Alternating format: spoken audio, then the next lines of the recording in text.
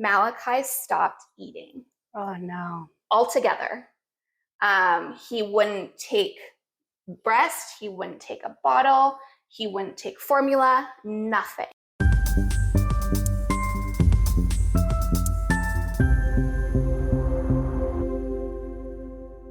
Hey everyone, thanks for joining me. My name is Reesa and I'm your host.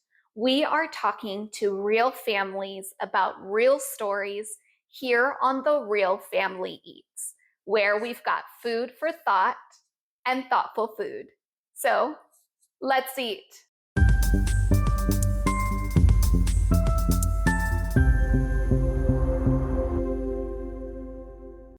Hey everyone.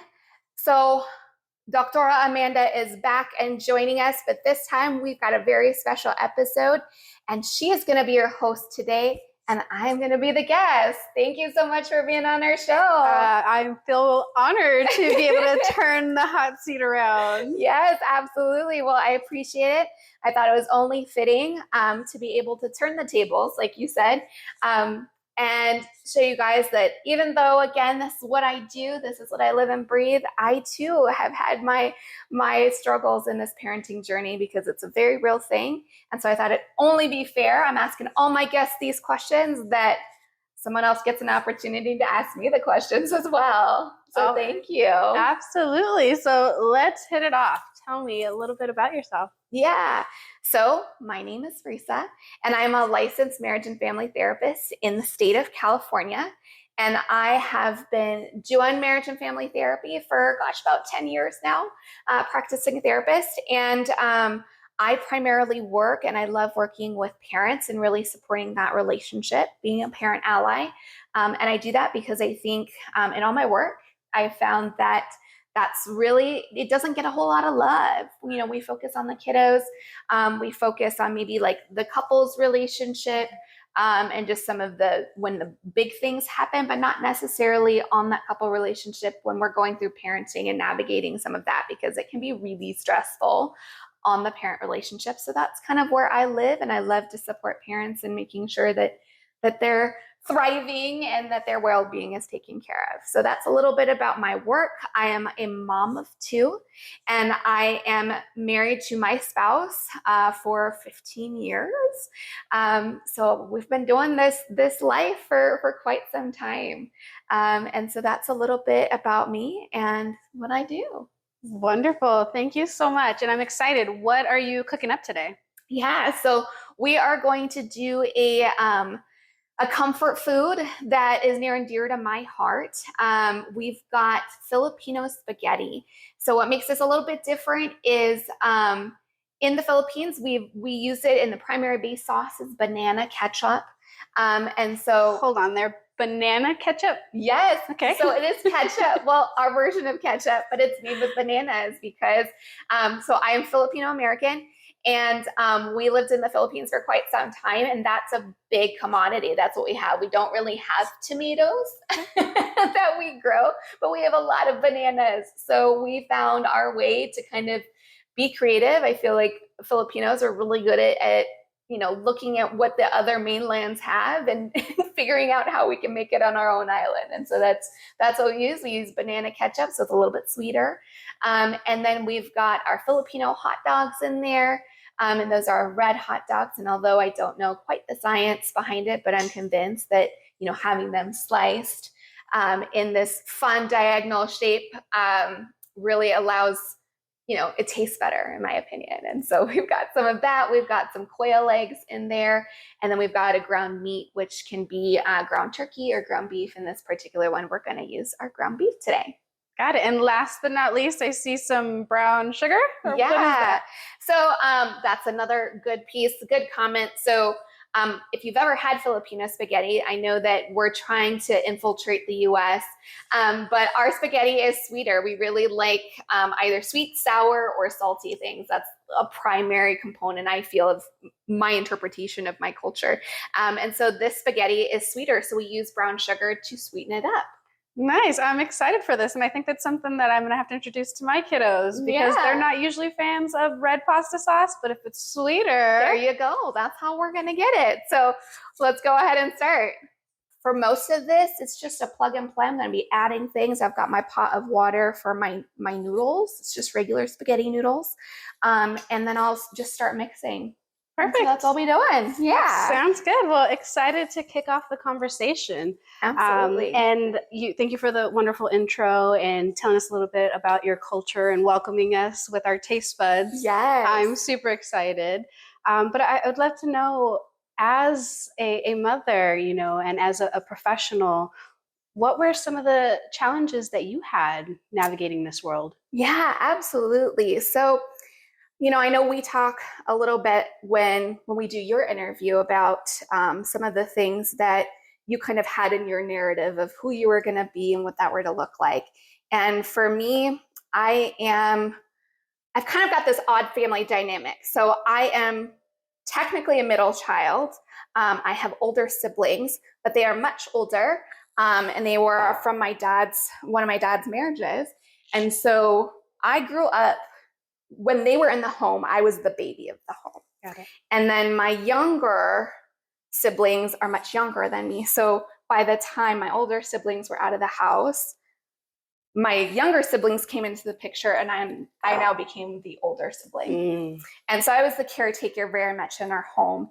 And so my identity for quite some time, I've been working with kids for as long as I can remember in all sorts of capacities, whether it was babysitting. I used to run like a kids youth group in church and stuff like that. And so I have been around kids, and being a parent was that was on my plan, if you will. And so, and I'd always been told, oh my goodness, you're going to be such a great mother. And that was a lot of my narrative growing up. And my first kiddo, so I didn't know anything at this point. I mean, yes, I'd been around kids, but I think it's really different when you have your own kids. Oh, yeah. Versus when you're working, when you're watching anything else having to do with kids. It's so different.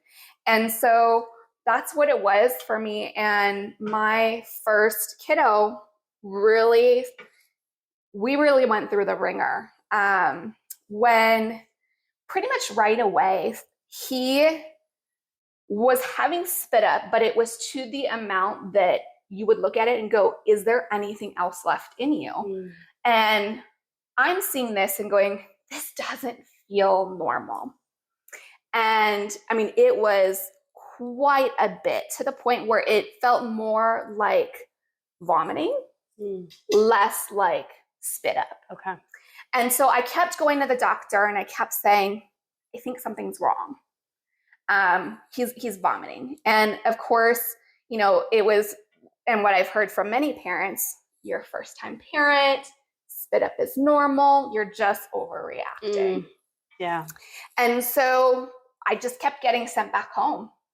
And it wasn't until 3 months of age that Malachi stopped eating. Oh, no. Altogether. He wouldn't take breast, he wouldn't take a bottle, he wouldn't take formula, nothing. Chills. That a parent's, first-time parent, any parent's worst nightmare. Yes. And I was just beside myself, because here's this, child that you have. And again, I've got that narrative going in, been told all my life, you're going to be such an amazing mom. Yeah. And the basic need, you've got Maslow's hierarchy of need. And one of them is, being able to kind of be fed. Yeah. That's the most basic. And my child, I could not feed my child. Yeah. And I didn't know what to do. And so, of course, I go back to the doctor yet again, say, my child won't eat. Oh, he will. You're probably just not doing it right. And so I said, here's my baby, make him eat. Please show me how I'm doing it wrong. And so they were like, well, maybe, it's just the breast milk. I said, okay, by all means, try formula. At this point, I was like, I just need my kid to eat. Yeah. Whatever it is, I just need my kid to eat. And so in the office, the other thing that they started listening a little bit more is because his weight started rapidly declining. And all of a sudden they go, hey, what's going on? And I said, he won't eat. I said, oh, well, that's when the whole, oh, you must be doing it wrong. all that stuff. And so that was definitely very hard because you get like some of the nurses that come by and show you how to breastfeed.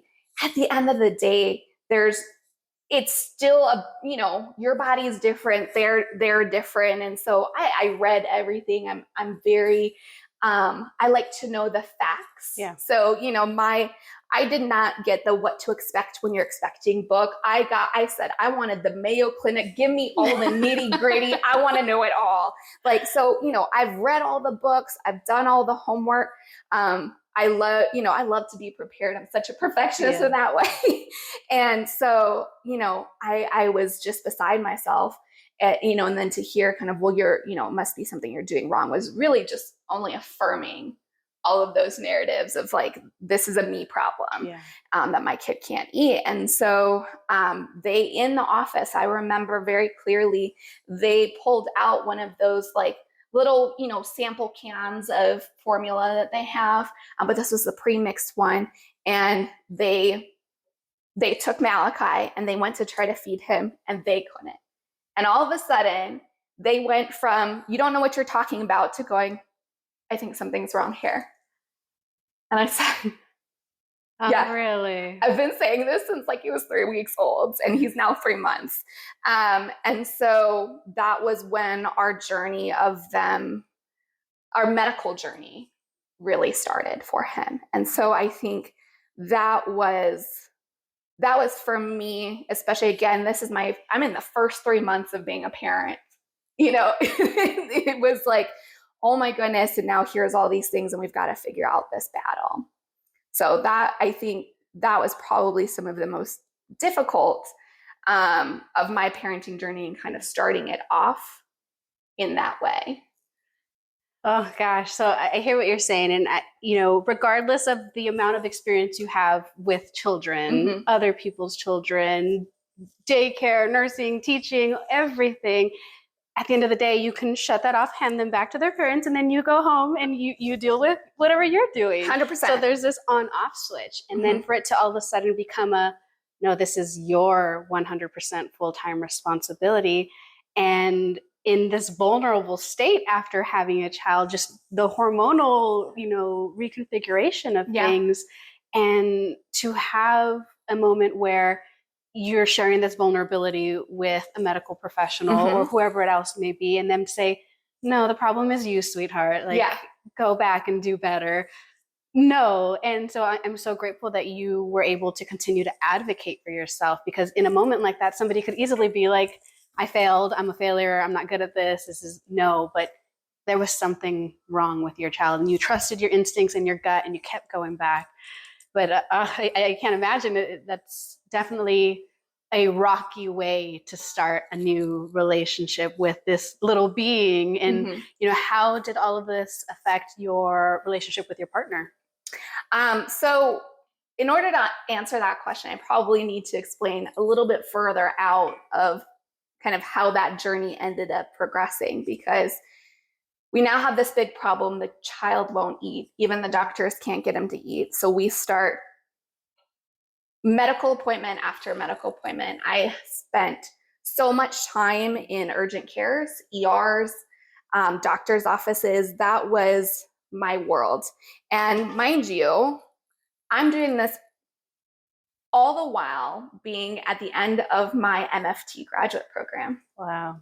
And so I was literally, I remember, I would be in the ER with my notes on one side, my baby in the other, trying to study for a big exam. I don't know when we're actually going to get seen in this ER. When you go in, it's kind of a nebulous time. And so half the time I was on empty, sleepless going in, because again, this is the time where I'm taking all my exams to be able to pass and to be able to say, you could go be an MFT. And so, I'm doing all of that. And at this point, the only way that I found to be able to feed him was doing what's called dream feeds. What's that? So dream feeds are, and I didn't know that there was a name for it. I just knew that I workshopped and I was able to figure this out. And it wasn't until much later that I found out that there's a word for what I was doing. Yeah. And that was the only way that I found to feed him, was to essentially rock him to the point that he was right in that I'm about to fall asleep, but not quite asleep yet. Mm-hmm. And I would have him latch, because then his kind of automatic system would kick in and he would latch, fall asleep while latched, and I would hand express milk into him while he slept. Wow. And because it's slow and he's not actively participating, it took twice as long to get him fed, and I would have to do weight feeds. So essentially, I would weigh him before I went to rock him. I would get him latched, and I would hand express what I was hoping was enough food. I would weigh him while he's sleeping and try to guess about how much I was actually able to get into him. Wow. And so he was asleep for this entire thing. So you know that old saying, sleep when the baby sleeps? Yeah. Yeah, I didn't have that option. And this sounds like this is a whole other layer, like a whole other process of feeding. Mm-hmm. It's not this, the baby is doing the work and it's coming out, or you're putting the bottle together, and, it's a whole time consuming thing going into weighing before, weighing after. Mm-hmm. Are they gaining weight? Is it working? Is this enough? What happens? How are you processing all of this? Honestly, I wasn't. I totally went into survival mode of just, my kid needs to be fed. You're telling me this is my job. I ought to be able to know how to do this. And right now, this is the only way that I can get milk into him. So I'm gonna do it, because that's what needs to happen. There was honestly, I don't think a whole lot of time, because again, I'm in the middle of this program. I'm determined, because if I were to stop, that would prolong me being in school even more. And I was at the end, I could taste it.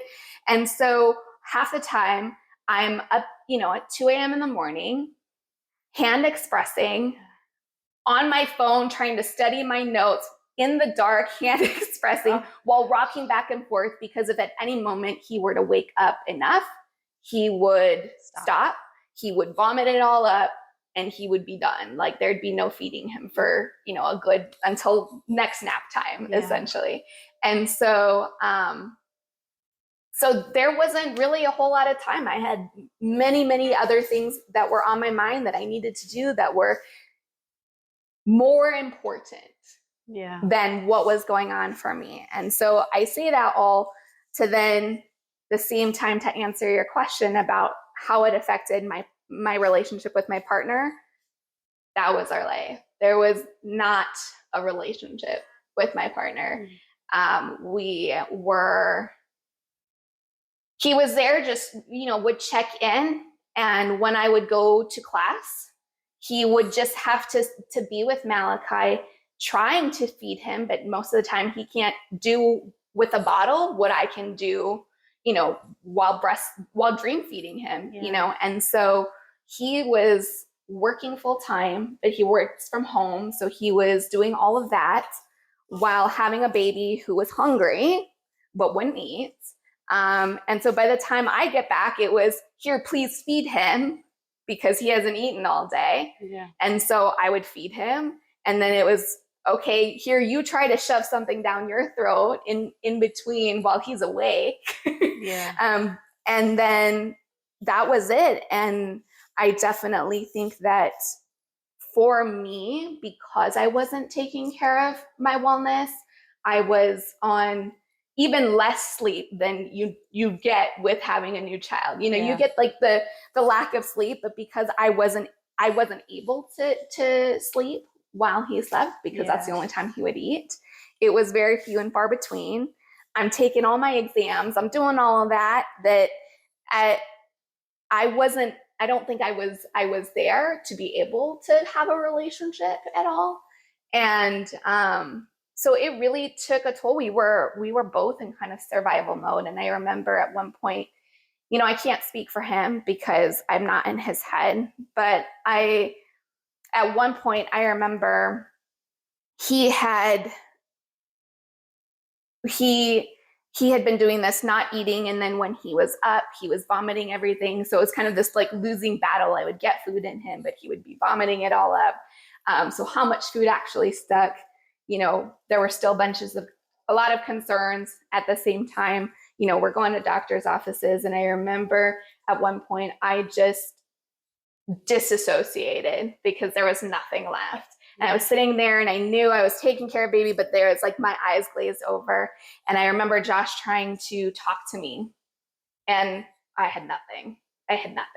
And so I can only imagine what it would be like to have a partner who was not there. Because like I said, glazed over, I was not present. I was not home. And that for me, I think was, in my mind, the only way I was going to survive. Mm. And that disassociation piece and survival mode, and not just, having a newborn where you, like you said, you're already sleep deprived and emotions and going through learning all these things, and then adding a medical complication on top of that. And I can only imagine the feeling of helplessness and the feeling of like, this is what I can do, and I move forward. How did you muster the strength to move forward? And mind you, still going to school, did it ever were you ever considering pausing? Were you ever considering, I need this to be a better mother? What was going through your head through all this? Yeah. Now, in hindsight.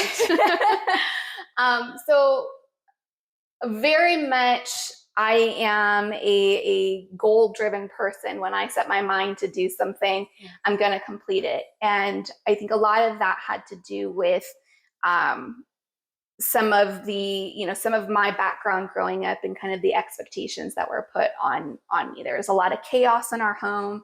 And so, my role was to be perfect, to not be the problem. And so in that instance, pausing does not line up with that. That's not an option. Yeah. Like, you said you were going to do this. Same thing with having Malachi. We intentionally chose to have this child.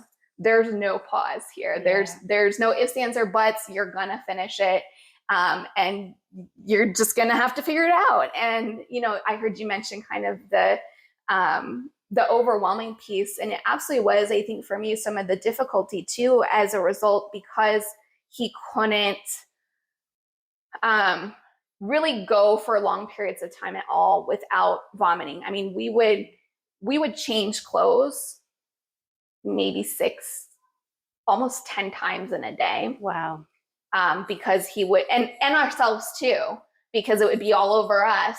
And so because of that, going out, even just for something like grocery shopping, was the scariest thing in the world, because I was like, what if he vomits in public and then everybody's looking at you, and then I have to change him, and then it's all over me. And so it was this, like, it wasn't just going out for us. It was, we have bags and bags, even outside of like your normal. And when I say normal is because it was I didn't realize it since it was my first kid, how much stuff we had to get prepared in order to go out. And it didn't really click for me until I had my second kid, who did not have the same issue. And I would go out, like, I remember the first couple of times that we went out with a toddler and a new baby, and I'm anticipating having to do the same amount of like 10 outfit changes a day.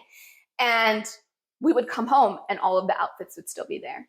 And I was like, wait, what? Why am I not having to like carry all of this stuff at the same time? And so for me, it didn't really click on that was not typical.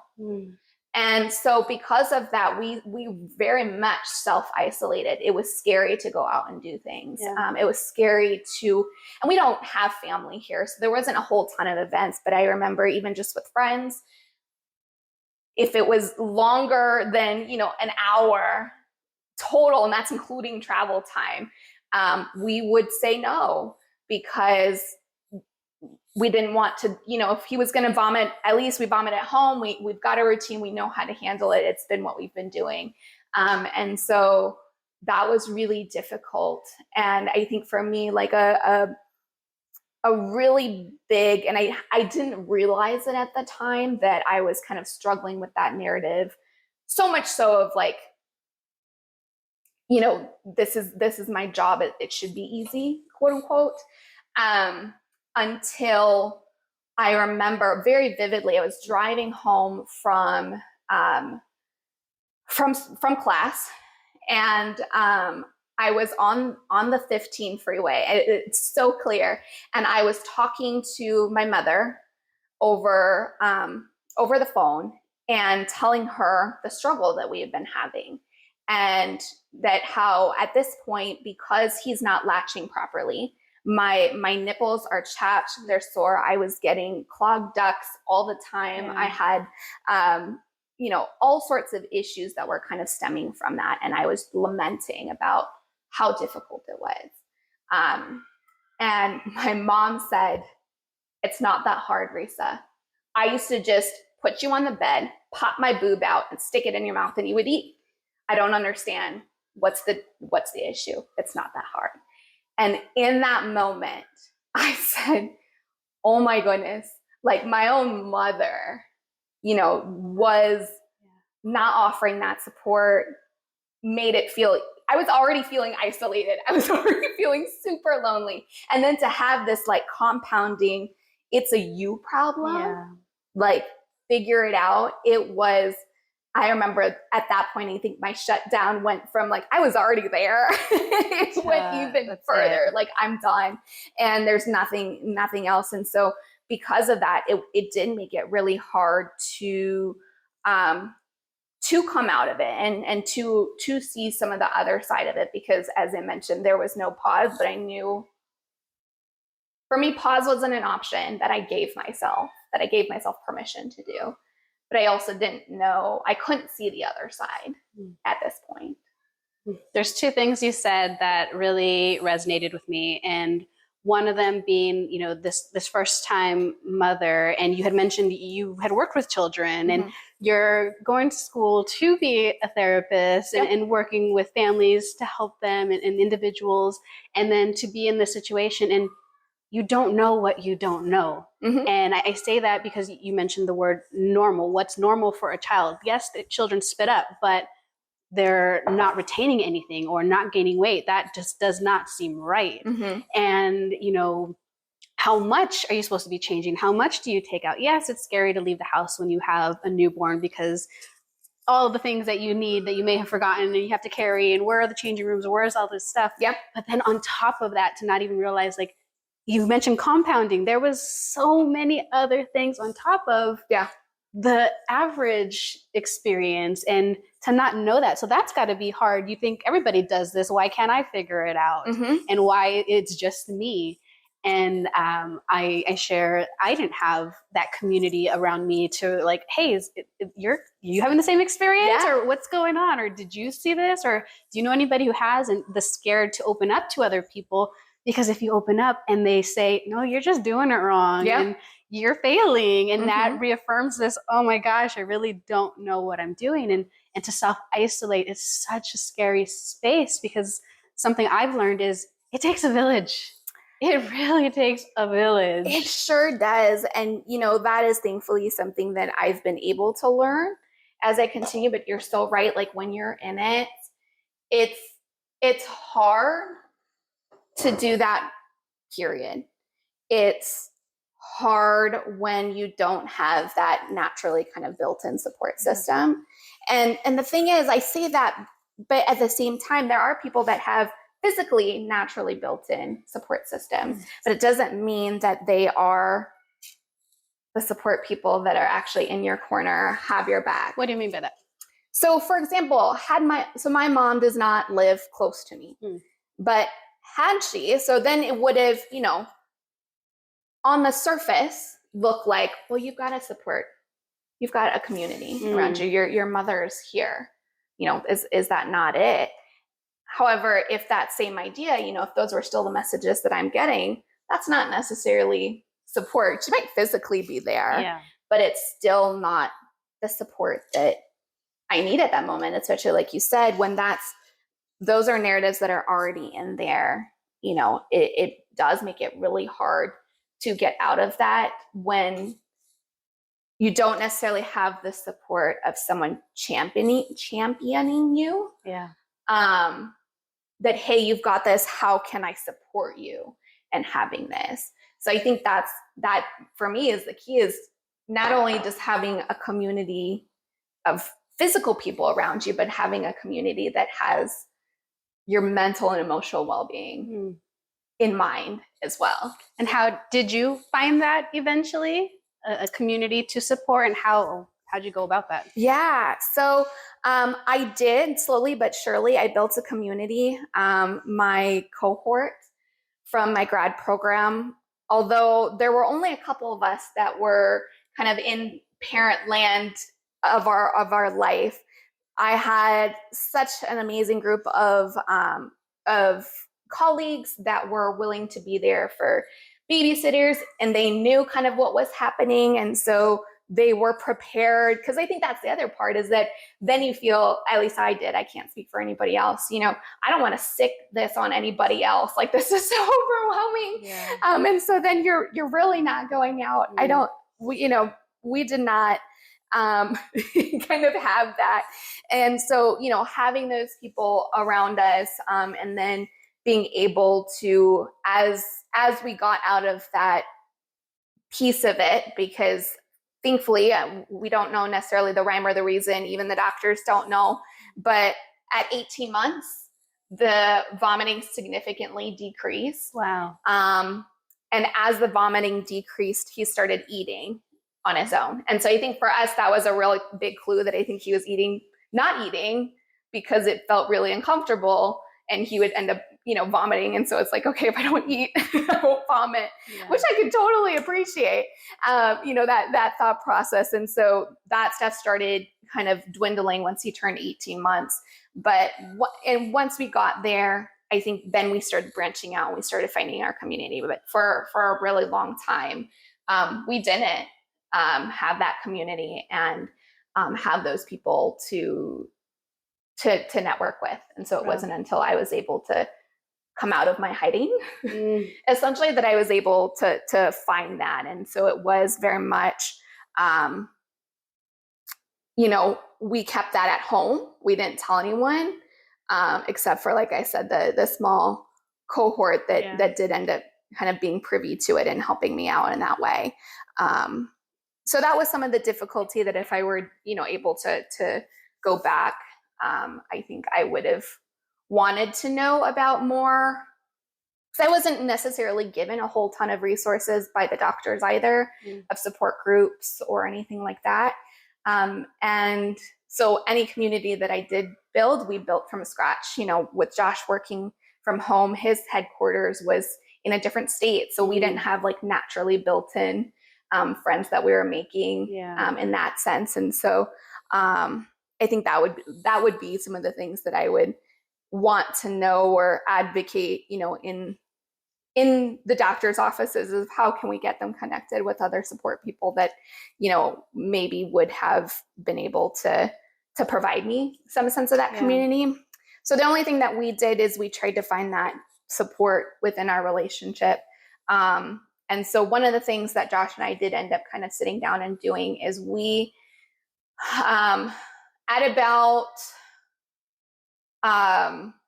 we had been doing this maybe for 8 months now, this whole routine and the isolation.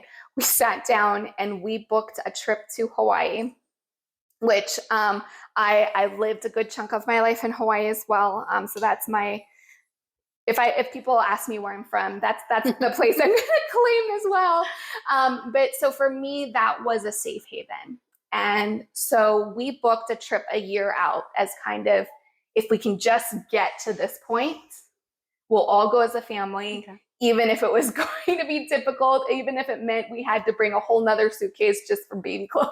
We were like, we're going to take this trip. And so that was kind of us trying to give ourselves a light at the end of the tunnel. And so we made that plan.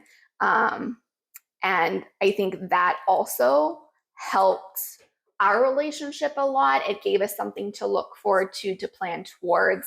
And it helped my mental wellness as well, to be able to, again, if I can just make it to this point, one day at a time, put my head down and feed this kid, essentially. Oh my gosh. And that reminds me of something you said a little while ago about when you're in these moments of feeling overwhelmed and stressed and isolated and navigating uncharted territories, what are some strategies or tools or things you would tell people to help kind of identify that they're in this space? Because sometimes you don't even realize you're in this space. It's just, survival mode. And sometimes you do realize it, but don't know what to do and where to go from there.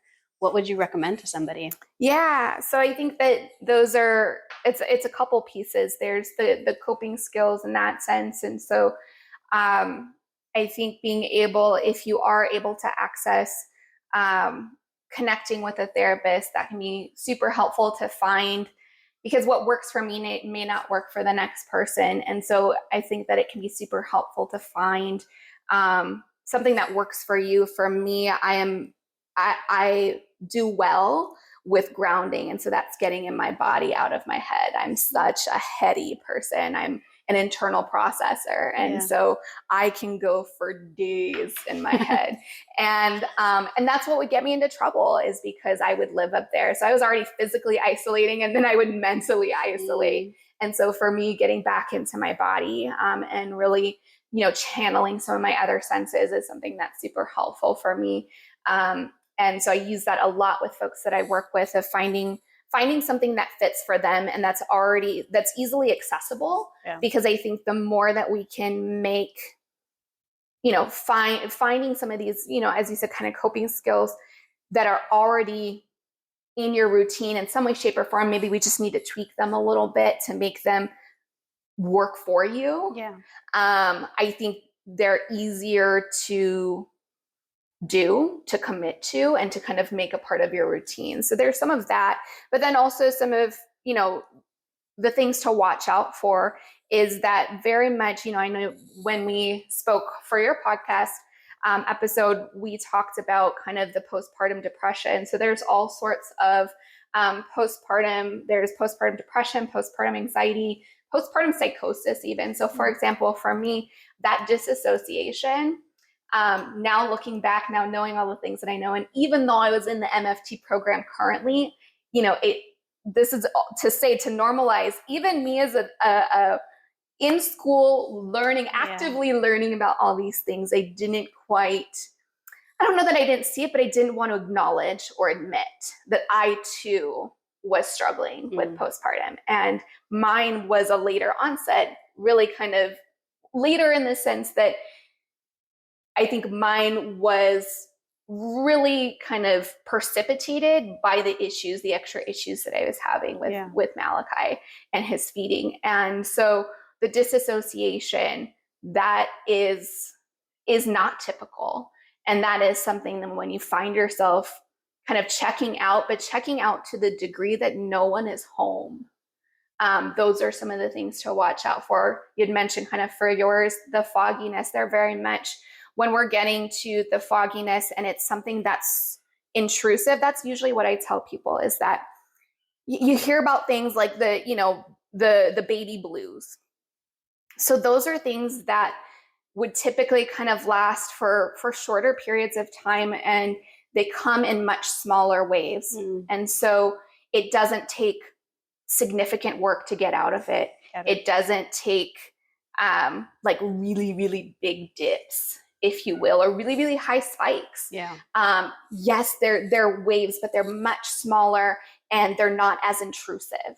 When it starts intruding kind of your way of life, to the point, like you said, for you, it was the social isolation was a really big indicator. Again, looking back at what is your baseline, if you will, and if it is something that has taken you so far from your baseline, and it is consistent, it is lasting for more than just a couple hours, like those are the things that, we need to be paying attention to. And postpartum, any of these depression, anxiety, psychosis can affect even the non-caring partner as well. And so again, really taking a look at what is your baseline. And if we're significantly straying for that, it is not your typical. And so at that point in time, that's when it can be really useful to reach out to support services. There are hotlines, there are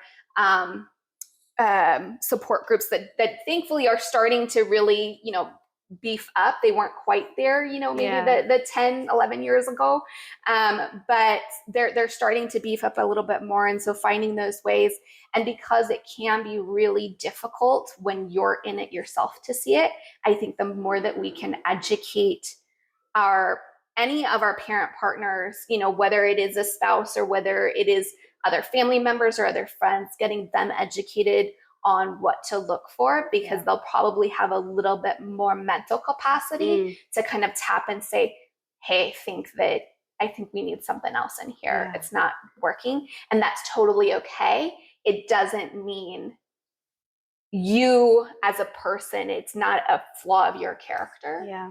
It is a flaw of what's happening in our lives right now that our brain can't handle. And guess what? That doesn't make you any less of a person. It just means that we need a little bit of extra support in there. Yeah. Oh gosh, we're going to do a food check because it smells really good. Yes. How are we doing? What's going on in there? So right now our sauce is making it. So I use the brown sugar and I do it to taste. So if you're someone who really wants a super sweet sauce, then that's up to you to kind of add your own brown sugar level.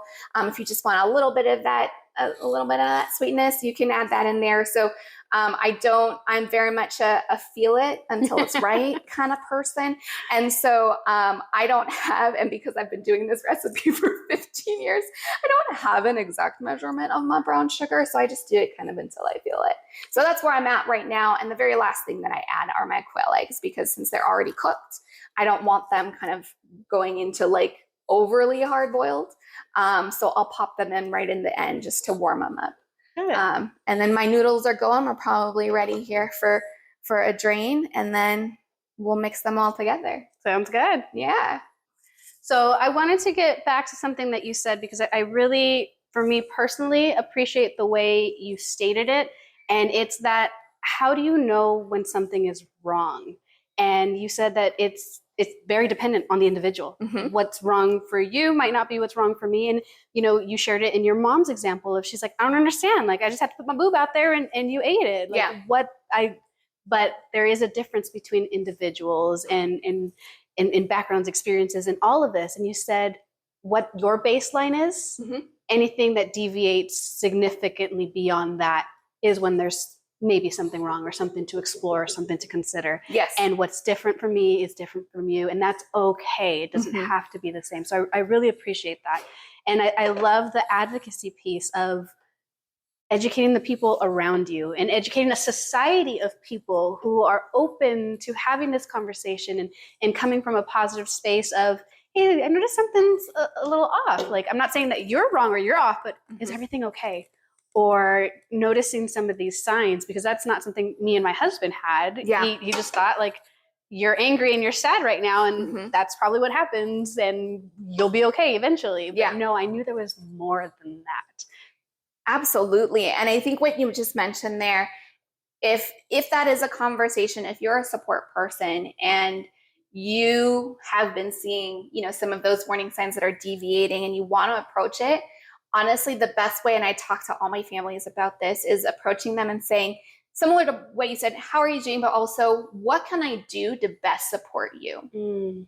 And the reason being is because oftentimes when we go in there going, let me solve it for you, or I'm going to tell you what's wrong with you, it can just kind of naturally elicit our defensiveness, especially with something as intimate as parenting. It can be really easy for us to turn those ears off and to stop listening, even though the intention behind it is trying to help and to express some concern.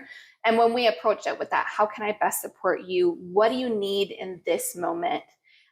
It gives them the autonomy to be able to kind of speak it in a space that feels safe. Yeah. And that feels similar to kind of what we, chatted about during your episode, of that like positive regard of, this isn't someone who's looking to judge me. This isn't someone who's going to tell me I'm doing it wrong or reaffirm these narratives that I'm already really good at telling myself. Yeah. This is someone who's just genuinely interested in, what do I need? Yeah.